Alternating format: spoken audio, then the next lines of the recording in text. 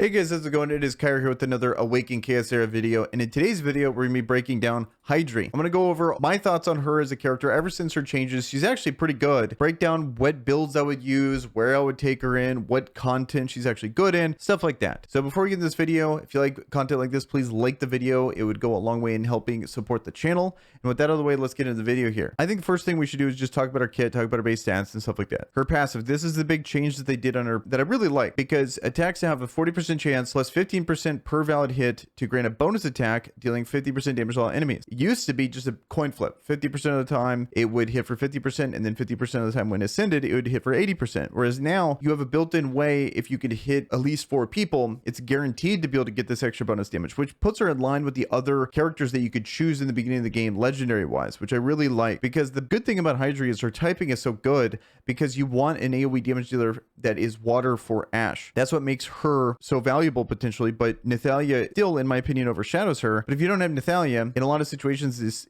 for being able to farm Ash, it's kind of Nathalia or bust. Whereas with Hydrissea now, actually hitting pretty hard, you have that reliability in her damage to be able to actually be able to beat the waves on her own. So I like that there's now another option there, which is weird that, you know, the Epic is the more valuable one. At least it's another option for being able to clear those waves out here in Ash without needing like double support, like Melex plus her and stuff like that, which I really like. Basic attack deals 100% damage to an enemy with a 50% chance to place C down for 2 turns. I'd say that's pretty good. It hits hard. It's pretty standard basic attack, to be honest. One thing I do like about her special is a 100% damage to all enemies, only on a 2-turn cooldown, which is great, and applies speed down. It's going to guarantee if you're going to be hitting 4 people, you're going to get the 50% extra bonus damage. So this is one of the best specials for an AoE damage that I've ever seen. Like, as a damage dealer, like, this is one of the best specials in the game, I think, because you're getting the 150% damage to all enemies. Most people don't have a guaranteed AoE on their special. If they're doing an AoE on their ult, they don't have another AoE on their special. It's very rare, especially one that it's hitting this hard. Like, I really like Euron's special, and it's a single target hitting for 180, whereas she's hitting everyone for 150. It's a massive difference. So it's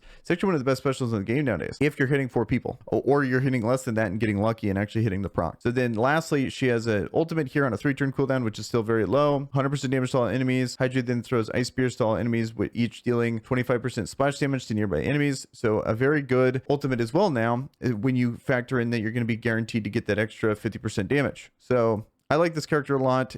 The one thing I don't like about her is her C-tier speed. You're taking a character that is supposed to lower people's speed, but then you're giving her some of the slowest speed in the game. Really dumb, in my opinion. It's very counterintuitive. S-tier attack, which is great, and A-tier crit rate, which is a little nice bonus compared to most damage dealers. Now that we have an idea of what her kit is, where do I think she should be used? She's one of your starting characters. I think she's great in the campaign. You're going to have no problem getting to all the content. This is what she's designed to do, is get you through this part of the game, where you're going to finally get to Mythic. I think she's great at that, because you value AoE damage dealer. That's the main thing you want. She has low cooldowns. She does solid damage, which is totally fine. Speed doesn't really matter in that game mode. At that point in the game, she'll be fine. It's just later on in the game, it used to be where she kind of lost her way, because I think she's designed to be able to do well in Ash. And before, she just didn't do enough damage, couldn't clear these waves in Ash. Whereas nowadays, she does do enough damage, and she is useful here, and she is a legitimate option. I feel like if you do have Nathalia, though, you still want to use Nathalia, because Nathalia just objectively hits a lot harder, just takes a little bit more setup. So it's kind of a bummer there, but, you know, not everyone has Nathalia, so you can rely on Hydrissea. When it comes to these other bosses, pretty much none of them really use her. I haven't tested it yet, but maybe the speed down could be something with which they'll win, but don't take my word for it. Probably not the case. Mainly, she's going to be an Ash Magisteria champion for dungeon. Now, it's going to be the only 2 other places that I can see her being used is going to be an arena and hard Void Tower. And then the main thing I could think of when it comes to Void Tower specifically, like these past few ones have just been all about nuking the enemies. So she doesn't hit that hard, but she does hit multiple times. Have her as kind of a disruption unit with like a rebel set or something like that. But she does decent damage, and she has reliable AoE that she's doing it, or she has low cooldowns, but she's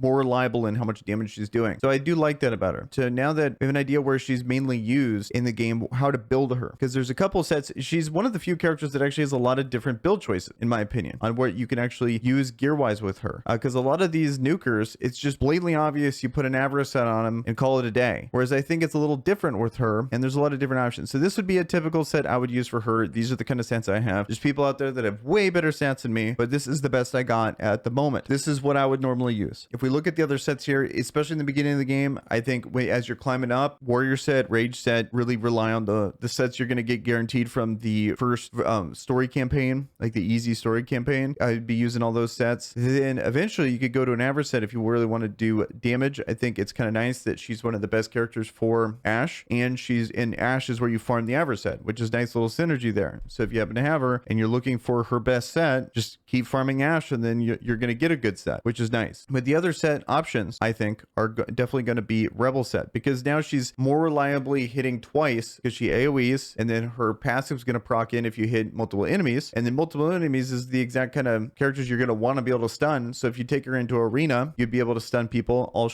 She slows them down with her A2, so you could be preventing a ton of disruption with her if you want to. I think the only issue with that is that she's so slow that it's going to be tough to really reliably do that, especially when you can factor in other heroes that do that job well in like Lunar Melisa. So that's an option there. You could take that into, as long as Void Tower is allowing you to be able to stun, which the past few Void Towers have been, then I think this would be a good option as just kind of your side DPS. If you can get some good damage dealing Raider sets, or you just forego all damage and just purely try to focus on as much focus as possible, as much speed as possible, and not care that you're not going to be doing that much damage with her, and then use her as just a support character. I think that's a viable strategy with her, and I think it's cool now that there's multiple ways to build her, because before this coin flip wasn't good enough or wasn't reliable enough to actually want to build that kind of rebel set, in my opinion.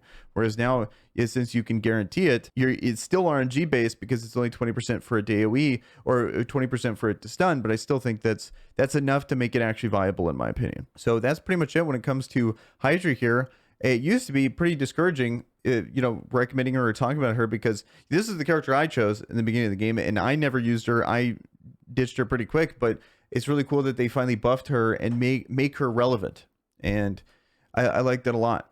So that's pretty much going to be it when it comes to this. I'm curious on how you guys want me to do these. So if you want me to break these down when I'm doing these guides, and I can run through all the content and actually play through Void Tower, play through the dungeons, I'm curious to hear if that's what you prefer, or if you like this just kind of quick rundown, you can check out, because I want to do a lot of these. Like, my idea is I'm going to be doing these first on all of the characters that you can get in the beginning of the game, like you could choose in the legendary starters. Then I'm going to go on to other heroes later on in the game, like epics and stuff, eventually cover every hero in this kind of format where I'm talking about a specific hero. I'm just curious on what you guys prefer, like what style of this kind of video would you prefer. So that's going to do it for this video. Let me know in the comments below what you guys think of Hydrissea, and with that, guys, I am out. Peace.